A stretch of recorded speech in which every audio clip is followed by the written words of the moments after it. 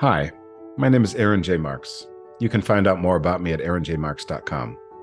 I'm a visionary purpose coach and a metaphysical leadership mentor. To my knowledge, I'm the only one in human history who's claimed either of those titles, and those that know me well tell me they couldn't imagine better ones for me. For as long as I can remember, I felt like my mind has worked just a little differently than most people's. At times it's been uncomfortable, but I've begun to see that it's actually incredibly important and that there's never been a better time to share the way that I think and see with the creative and entrepreneurial leaders out there who need to hear it. This is my podcast, A Higher Level. Everything we think, see, and do here happens on a higher level, and that makes all the difference. For some of you, these are among the most important and transformational conversations you will ever hear, and they will fill in something you may not have even known was missing, but something that is essential for your happiness and transformation. This podcast is all about creating a space for these conversations, a place to explore your deepest and most persistent questions about the human condition, a place to dream, play, and muse about the meaning of it all, a place people tell me only I can help them access, and a place of crucial importance for the human spirit and our future as the human race. On a higher level, everything is vast, rich, beautiful, and deeply optimistic. Join me there now, on a higher level.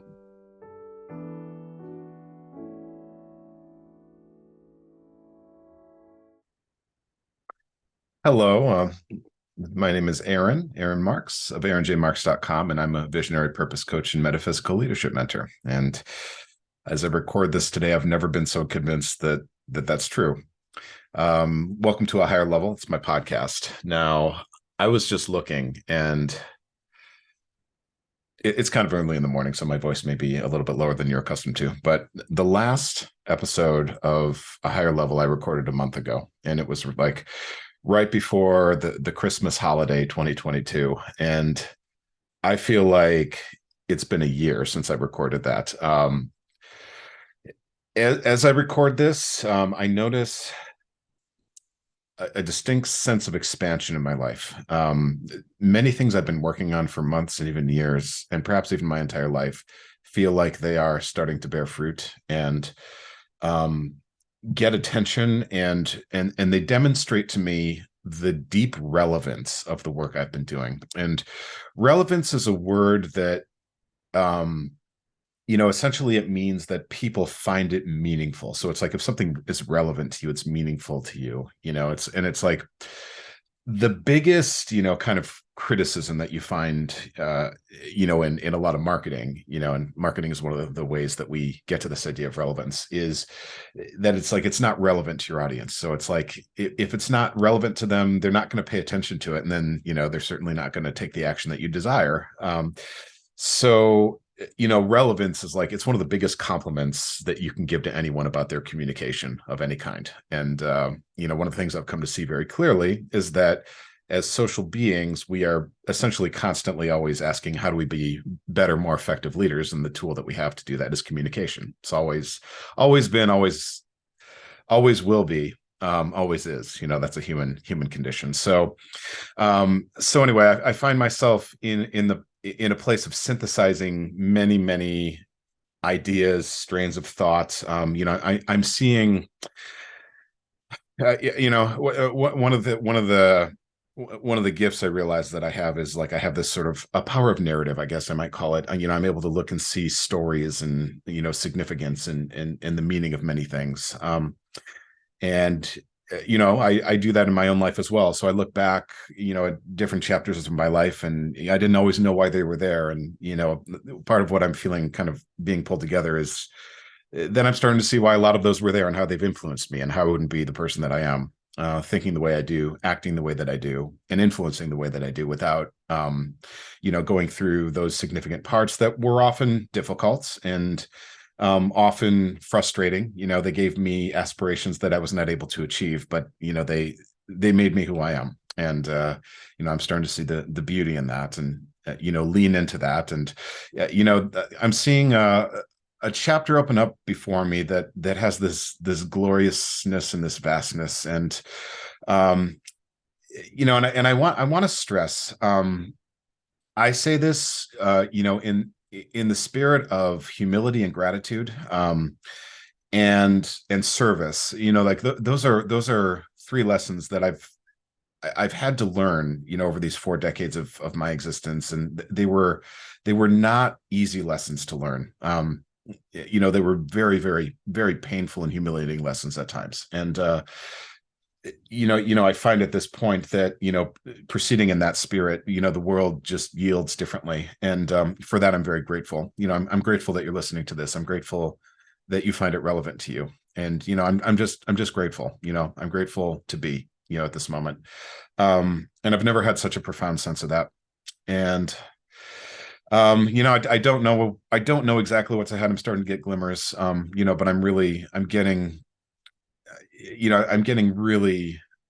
I'm trying to think of the right word. Sort of like I'm gearing up, I'm looking at my own energy. I'm seeing the response there.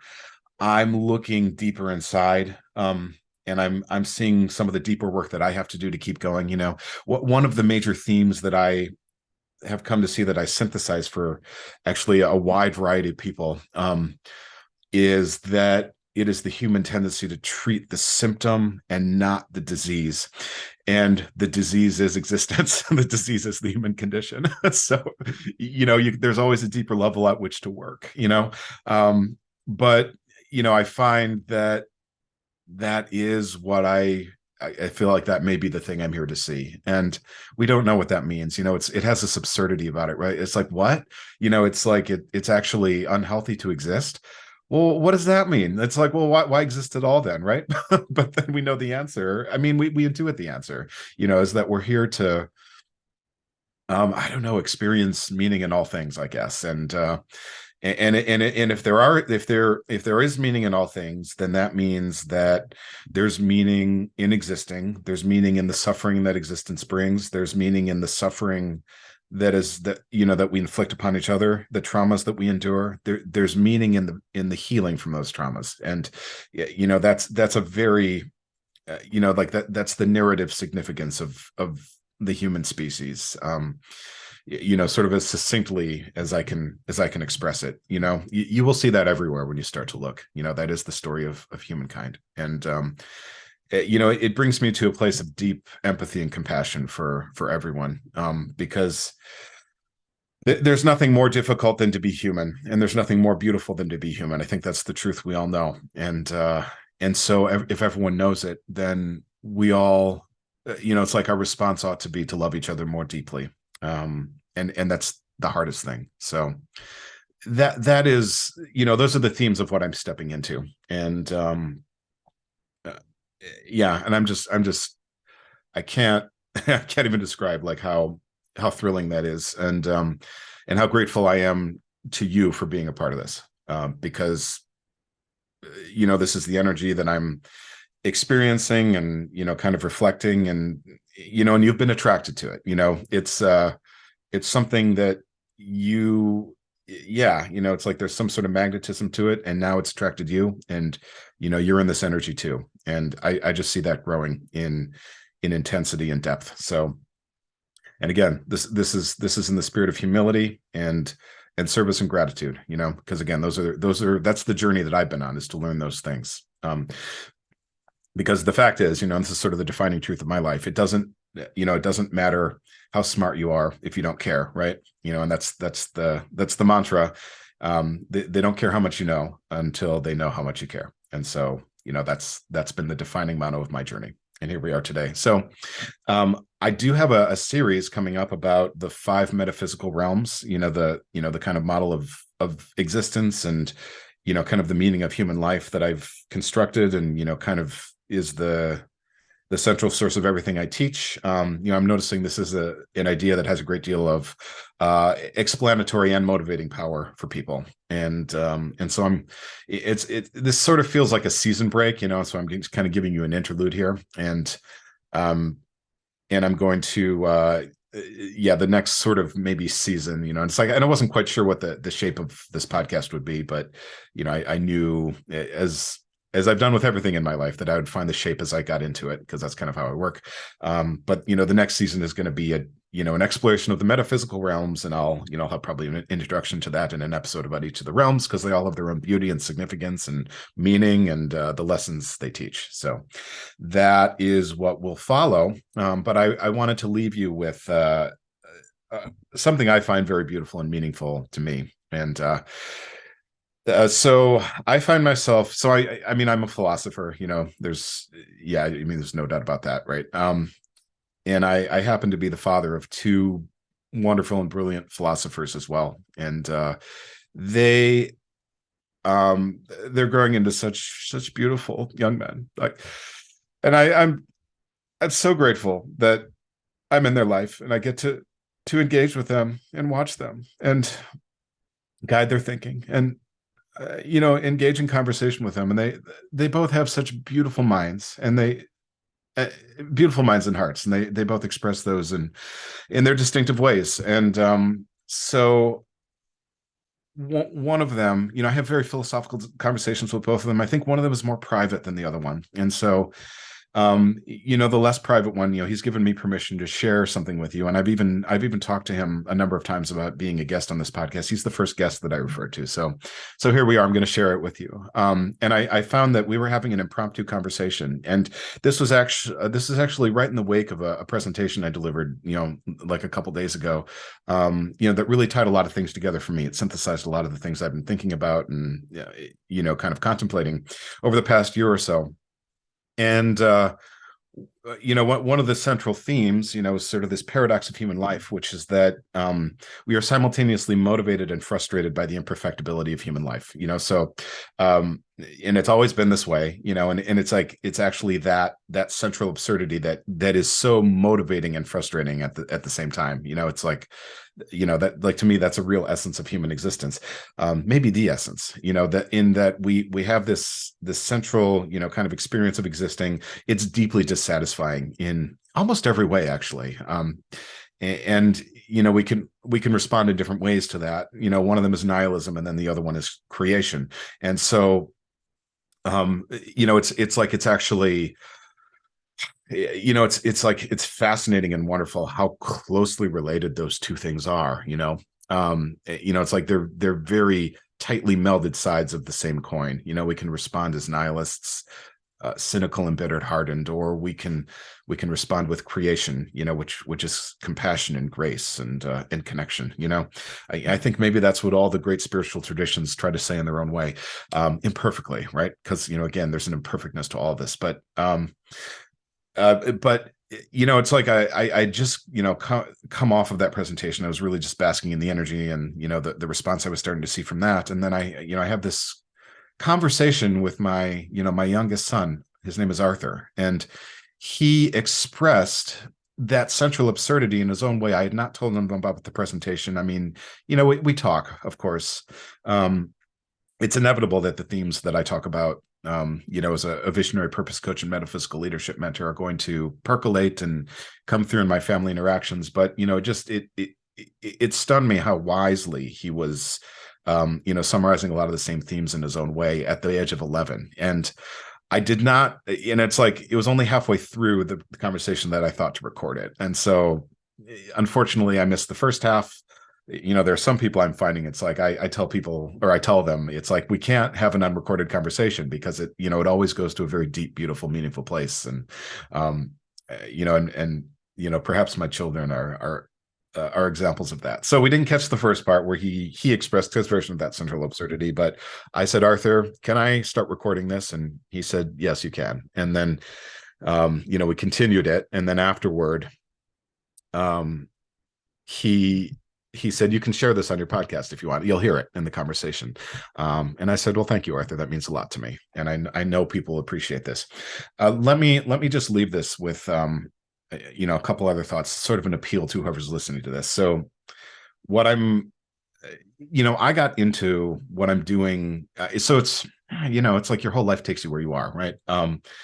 But in my background, I have the arts, I have, artistic creation. I have entrepreneurship, and I have education, I guess I do. One of the things I don't have is credible mental health. I actually don't have philosophy credentials either, but but I am seeing that the work I do touches on education and mental health. So if you're listening and this is catching your attention and you're resonating with it and you're in either of those fields, please reach out to me, because I know the work that I'm here to do is wide ranging and touches on many, many, many aspects of the human condition and experience. So I'm always receptive to partners in different ways who can who can help me figure out how to use this to heal and inspire, to keep the human condition improving, so I guess that's my plea. And if you're interested in what follows, that's part of the shape that it might take, and part of the the energy that I could contribute to it. So here's my conversation with Arthur, and then I'll see you in the next episode of A Higher Level. And we'll start the guided tour of the 5 metaphysical realms. Thanks for listening. My name is Aaron J. Marks, aaronjmarks.com. I'm a visionary purpose coach and a metaphysical leadership mentor, and I'll see you in the next episode. Hey, Arthur, how's it going? It's good. Good. So we were just talking about human motivation and action, and how the perfect world would actually be the worst possible world. Yeah. Right? Mm-hmm. So the next question that I was going to ask you, and this is a really great conversation. I wish we'd recorded all that, but these are the kind of things that Arthur and I think about. So do you think, how many people do you think, kind of realize that? Probably a lot. You think so? Well, I'm not sure. Yeah. I know you do. I do, yes. And one of the things that I'm always sort of trying to figure out is, like, how many people do realize that?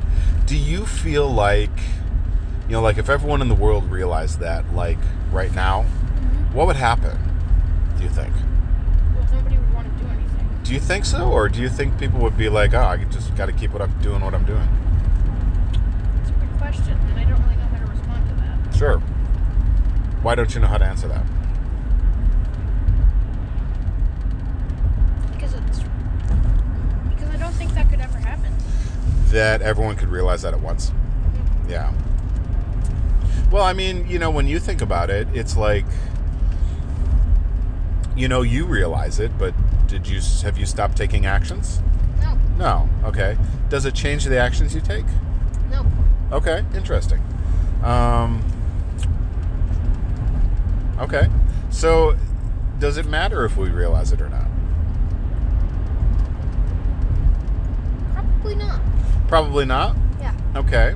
Does it change the way you feel?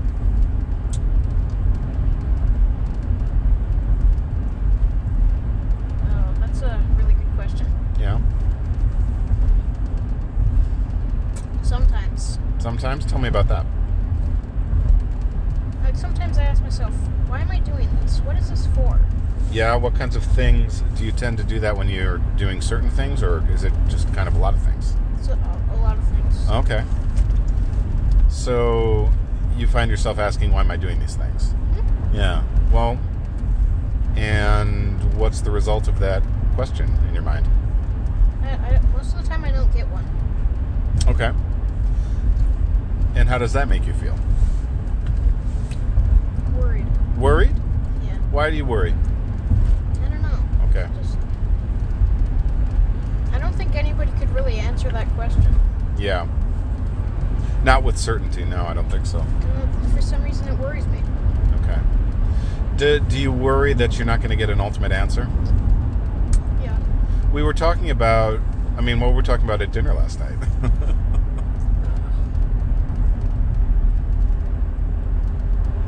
Do you remember? No. You got kind of annoyed with it, remember? Oh, yeah. We don't need to come to that. Oh, why not? Do you not think it's related? I don't know. Do you think it is? Yeah, I do. Okay, then sure, bring it up. Well, I want to hear it in your words, though. Well, in what context?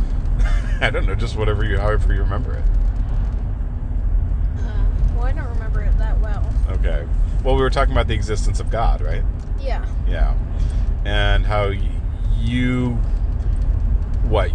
pretty... I don't believe that there is a force that creates everything. Okay. Okay. And Mama and I were pushing back on you a little bit, right? Yes. You know, we were kind of like, well, where did everything come from then? And then, you know, when you look at like the ultimate ground of existence, it's like, what do you find there, right? Mm-hmm. You know, those are very old arguments, but I think they're still, you know, very fascinating. And by religion, people try to fill it up with answers. Sure, yeah, they do, yeah. And, you know, there are kind of, you know, I think more thoughtful people you know, within religions that, you know, think about these things more deeply. But I guess I wonder, what if you thought God was real? You know, what if you thought there was a God? Do you think it would change the way you think about these questions of... Probably. Okay, what do you think? Well, I would think that there would be an answer. Okay. That we would get by praying. All right. And eventually we would get one. Do you think, is that a good thing that you would have that answer? No. No? Why not?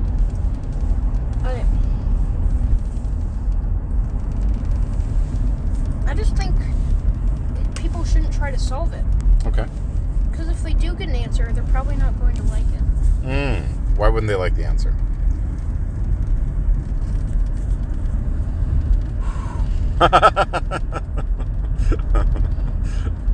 We don't have to keep going with this if you don't want to.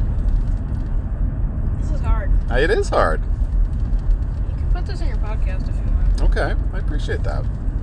I just might do that. All right. Yeah. So, yeah, I don't know. What do you think? Should we stop there for now? Sure. Okay. Well, thanks for talking to me, Arthur. I love this conversation with you. Yeah.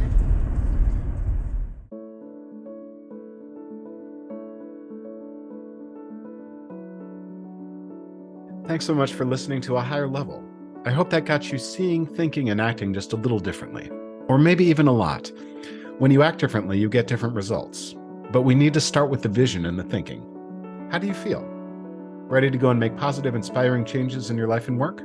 If so, it means what we're doing here is working, and I would love for you to let me know if this is you. There's a bunch of ways for you to get in touch with me. You can go to my website, aaronjmarks.com, or look for Aaron J. Marks, Visionary Purpose Coach and Metaphysical Leadership Mentor on Facebook, or you can look for Aaron J. Marks on LinkedIn or Instagram, whatever is easiest for you. And if this is speaking to you, I might suggest that you think about becoming one of my leadership coaching clients. In our work together, we'll have conversations on this level, but tailored just to your life and aspirations. You really can't imagine what a difference this can make for your mindset, vision, and results. The first step after learning more about my approach is to book a free no-obligation discovery call, both of which you can do at aaronjmarks.com. If your intuition is nudging you, don't wait any longer. It is likely the next step along the marvelous journey of wherever you are here to go and whatever it is you are here to do. And I can't wait to meet you. Thanks again for listening, everyone. I'll see you on the next episode when we'll continue to see, think, and act on a higher level. I'll see you then.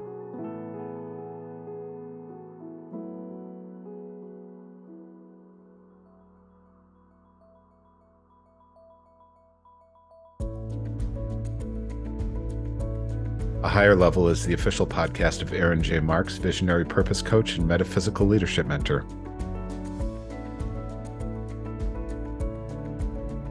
Learn more at www.aaronjmarks.com. A Higher Level is written, recorded, edited, and produced by Aaron J. Marks.